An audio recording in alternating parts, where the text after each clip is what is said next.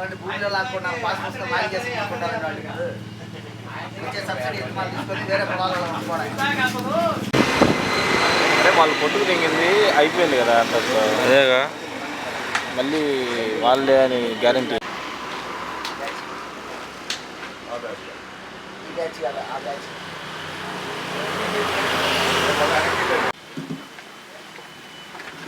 అందరికీ నమస్కారం. ఆంధ్రప్రదేశ్ మన అమరావతి రాజధాని రైతులకు, ఆంధ్రప్రదేశ్ ప్రజలకి, మీడియా మిత్రులకు, అన్ని పార్టీలకి నాయకులకి ఈరోజు మన ఈ ఏఆర్ఎస్ పార్టీ జేకేఆర్ ఈ యొక్క రైతుల కోసం చేస్తున్న సెకండ్ కూలింగ్ మీద ఈ రిలే నిరసన దీక్ష దాదాపు 400 రోజులకి వచ్చింది. ఎందుకంటే మనం చూస్తూనే ఉన్నాం గతంలో నుంచి కూడా 400 రోజుల నుంచి ఈ యొక్క కూలింగ్ అని చెప్పి చాలా దాదాపు పొలం తీసుకొని అమ్ముకోవటమే ఒక లక్ష్యంగా పనిపెట్టుకున్నారు. ఫస్ట్ ఆయన గెలిచినప్పుడు కూడా అదే చేశారు. యూనివర్సిటీ రాజధాని అన్నారు. మళ్ళీ ఎన్టీఆర్ పుట్టిన జిల్లా నూజువీడు అసెంబ్లీ సాక్షిగా ప్రమాణం కూడా చేశారు. ఫస్ట్ వాళ్ళ తుళ్ళూరులో ఏదో 1-2 లక్షలు పొలం కొనుక్కొని రాజధాని పెట్టుకొని కూలింగ్ అని చెప్పి ఎకరానికి 30 కౌలు ఇస్తాం, 25 సెంటుకు కూడా ఎకరం కౌలు ఇస్తాము, 10 సంవత్సరాలు ఇస్తామని చెప్పి 5 లక్షలు, 2 లక్షలు, 3 లక్షలు కొనుక్కొని పొలం 4 కోట్లు 5 కోట్లు చేసుకున్నాం.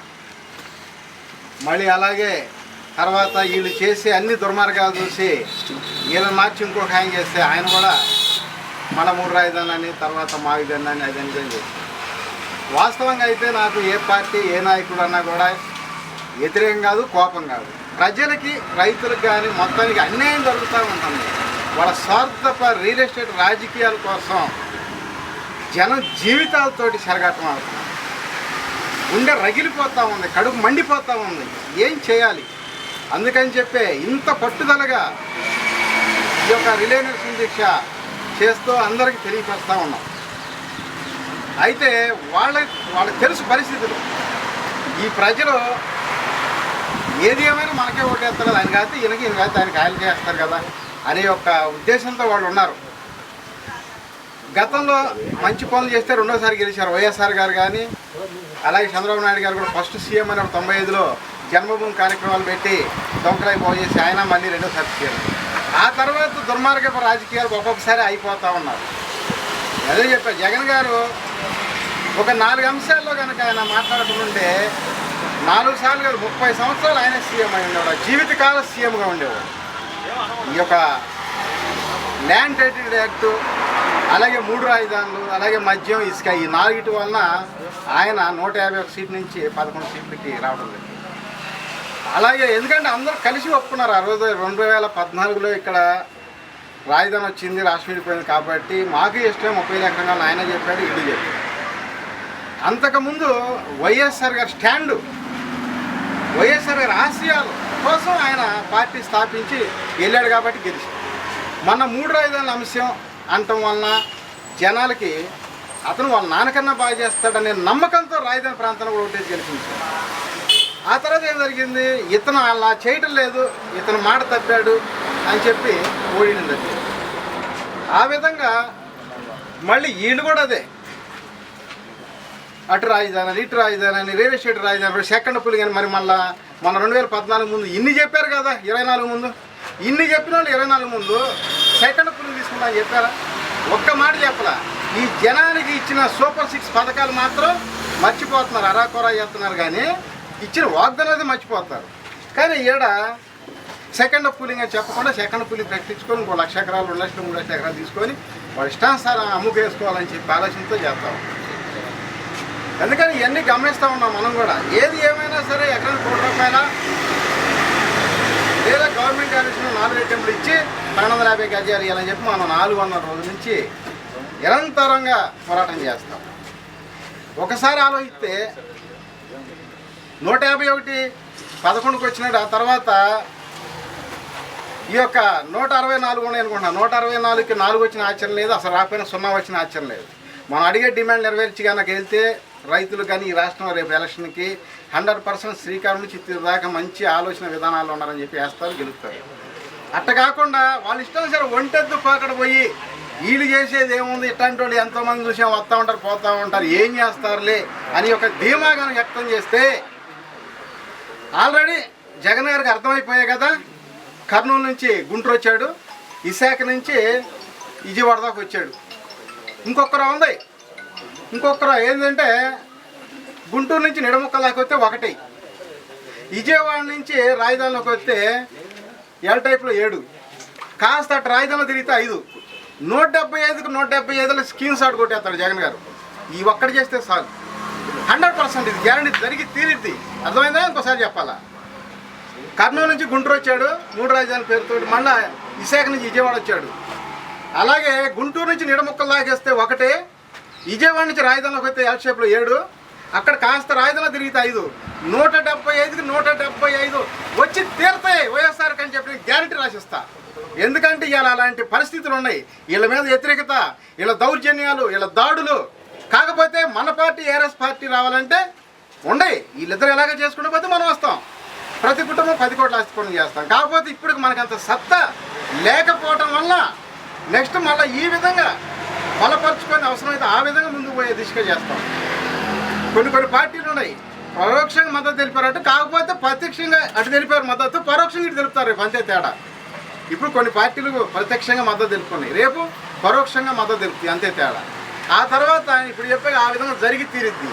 అందుకని నేను ఎన్నో రకాలుగా ఆలోచిస్తున్నా, మంచి చేయండి మళ్ళీ గెలుస్తారు. ఈ విధంగా చేస్తే అంటర్ఫెయిల్ సినిమా లాగా అయిపోయింది అనమాట. ఆల్రెడీ కూటమి అంటర్ఫెయిల్ అయిపోయింది, మళ్ళీ అదే పరిస్థితి తెచ్చుకోవద్దని చెప్తున్నాం. కూలింగ్ ఆ భూమి పొలం మీద ఉన్న దాహం, ఆ భూదాహం తీరట్లా. నేను అందుకైనా సరే భూదాహం తీరకపోతే కొంత డబ్బులు ఇచ్చి ఫ్లాట్లు ఇవ్వండి, పాట పెట్టి అమ్మండి, 100 కోట్లు కొంటారు. పక్క రాష్ట్రాలు చూస్తలేదా, ఏం చేయలేదా గతంలో? మరి అట్టెందుకు అమ్మరు? పావులాకి ₹10 ఇస్తామంటారు, రైతుల దగ్గర భూమి వరకు రావాలంటారు. అంటే వాళ్ళు టోటల్గా ఏంటంటే రైతుల దగ్గర పొలం మాత్రం ఊరకు రావాలి, ఈ ప్రజాధనం పెట్టి డెవలప్ చేసుకోవాలి, వాళ్ళే లక్షల కోట్లకు అమ్ముకోవాలి. మీరంటుంది అలా కాకుండా ఈ విధంగా చేస్తే ఎకరానికి ₹1 లేదా గవర్నమెంట్ ఎలివేషన్ ప్రకారం 4 రెట్టింపులా ప్రకటించండి, 1250 గజాలు ప్రకటించండి. వెంటనే మీరు 1 లక్ష కావాలన్నా 2 లక్షలు కావాలన్నా కూడా ఎకరాలు ఇస్తారు, డెవలప్ అయింది. శ్రీకాకుళం నుంచి చిత్తూరు దాకా ఈ రాష్ట్రంలో అన్నీ కూడా 5 కోట్లు 10 కోట్లు అటు అయిపోయింది పొలాలు. రాష్ట్రం అంతా ఇక్కడ ఎకరం 100-200 కోట్లు కూడా అయింది. మీరు ఏమి లేకుండా డెవలప్ చేయకుండా 12 సంవత్సరాలకు ఇదే రకంగా నడుపుతూ ఉన్నారు. కావాలని ఇక్కడ స్వార్థం. ఏంటంటాడు, ఏమంటాడు, ఎర్రబస్సు రానూరు కూడా ఎయిర్పోర్ట్ కాదు ఎవరికి లాభమయ్యా? మీరు ఎయిర్పోర్ట్ కడితే ఎవరికి లాభం? మీ స్వలాభ్యం కోసం 1 లక్ష కొనుక్కొని 100 కోట్లు చేసుకోవడానికి కట్టారు ఎయిర్పోర్ట్. అక్కడ మన విశాఖలో ఉన్న ల్యాండ్ ఎయిర్పోర్ట్ దాము ఎకరం 400 కోట్లకు అమ్మునో కాలం కట్టారు ఇక్కడ ఎయిర్పోర్ట్. అక్కడ రైతులు మొత్తం పొలాలన్నీ దోసేసుకొని కట్టుకున్నారు. అక్కడ రైతులు కూడా పొలాలు ఒకసారి అడగండి, పోయి మీడియాలో కూడా ఒకసారి అర్థమైంది. జరిగేది ఇది అన్ని స్కామ్ భూ స్కామ్లు ఇవన్నీ బయటపెట్టాలి. ఫస్ట్ రాజధానిలో ఉన్నారు, ఫస్ట్ కూలింగ్లో ఏ స్థాయి వాళ్ళు ఎంత ఎక్స్ట్రా రాసుకున్నారో నాకు తెలుసు. నేను చేస్తా అక్కడ 1 నెల అవకాశం ఏంటి, జగన్ గారు అవినీతి లేదన్నారు కానీ నేను చేస్తా ఒకే నెలలో అక్కడ ఎవరెవరు ఎంతెంత ఎక్స్ట్రా రాసుకున్నారో నాకు తెలుసు. ఆ 29 గ్రామాల్లో తీసి చూపిస్తాను అనమాట. 1 నెలలో మొత్తం తీసి చూపిస్తా. ఏ స్థాయి వాళ్ళు నాయకులు కొంతమంది అధికారులు ఎలా రాసుకున్నారో. అలాగే ఇవాళ సెకండ్ పూలింగ్లో ఏంటంటే ఆ పరిస్థితి లేదు, మొత్తం రీసర్వే పేరుతోటి కరెక్ట్గా రాసుకున్నారు. ఇక్కడ కూడా చిన్న ఇంకా ఉన్నాయి వీలైనంత వరకు దాదాపు 99% న్యాయపరంగా రీసర్వే జరిగింది. ఈ ప్రకారంగా అక్కడ డబ్బులు ఇవ్వకుండా తీసుకున్నా ఒకటే ఫస్ట్ పూలింగ్లో, ఇక్కడ డబ్బులు ఇచ్చి తీసుకున్నా ఒకటే. డబ్బులు ఇచ్చినా కూడా ప్రభుత్వానికి లాభం ఎక్కువ ఉంటుంది, పొలాలు ఎక్కువ ఉంటాయి. ఈ విధంగా ఏంటంటే నేను అన్నీ కూడా ఆలోచన చేసి చేస్తామన్నా.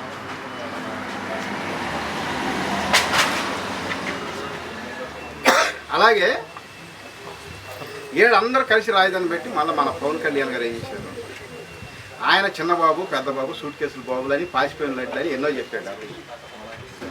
అంటే అన్నీ జరిగింది. మళ్ళీ సరే ఏదైనా కానీ ఆయన మనసులో ఏదైనా ఉన్నాయి, మళ్ళీ వచ్చి కూటమి ఏర్పడి గెలిపించి మన రాజధానిలో ప్రాణం పోశాడు. అందుకని ఆయన తప్పు ఆయన సరిదిద్దుకున్నాడు.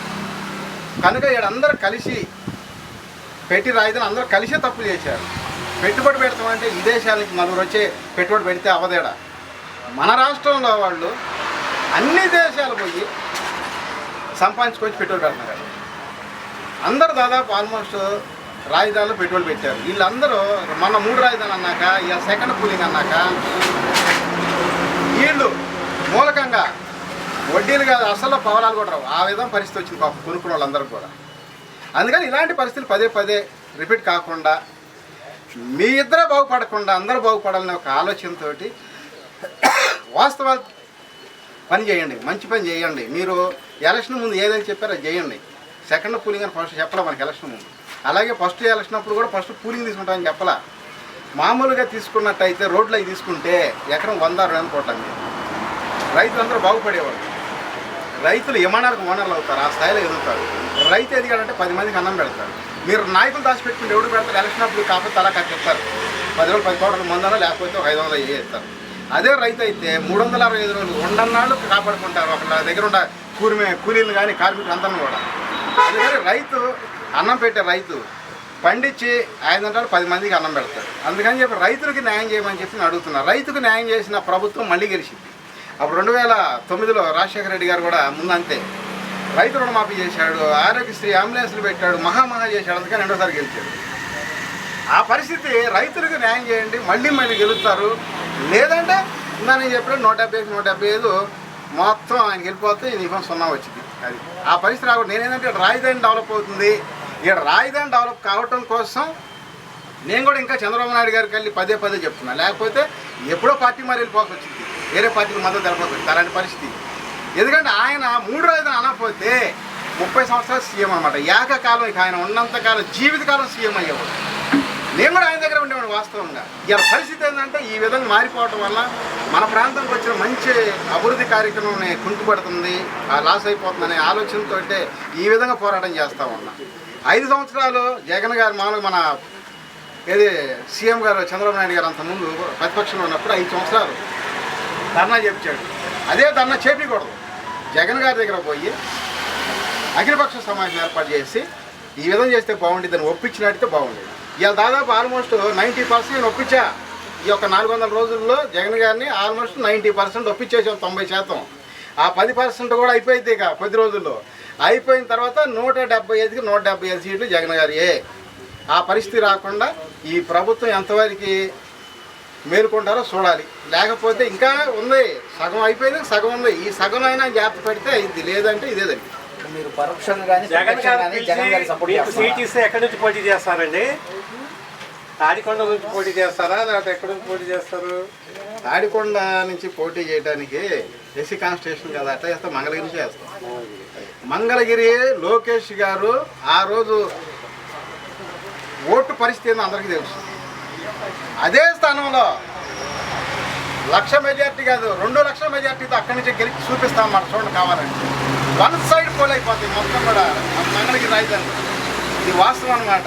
మంగళగిరిలో ఏఆర్ఎస్ పార్టీ పోటీ చేస్తే 1 సైడ్ పోలింగ్ జరిగిద్ది. ఇది వాస్తవం. చూసుకొని రాసి పెట్టుకోండి కావాలని. మీరు మావిగానికి సపోర్ట్ చేస్తున్నారు. మావిగన్ను కాదు, రాజధాని ఇదే అని చెప్పి పూర్తిగా జగన్ గారు ఒప్పుకోవాలి. చెప్పింది దాకా అదే కదా. 3 రాజధానులు లాసిపోయాడు. వైఎస్ఆర్ స్టాండ్తో ఎలక్షన్కి వెళ్ళాలి ఆయన.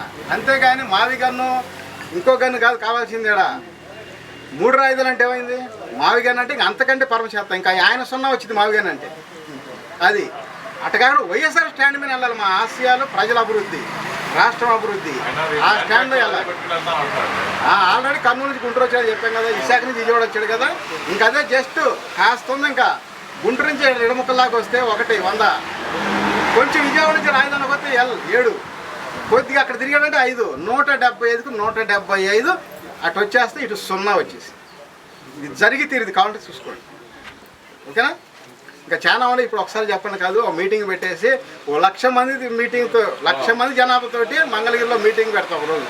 ఆ రోజు చెప్తా 3 గంటలు చెప్పింది చెప్పకుండా 3 గంటల సేపు చెప్తాను అనమాట మీటింగ్. చూడండి కావాలంటే. Okay, thank you.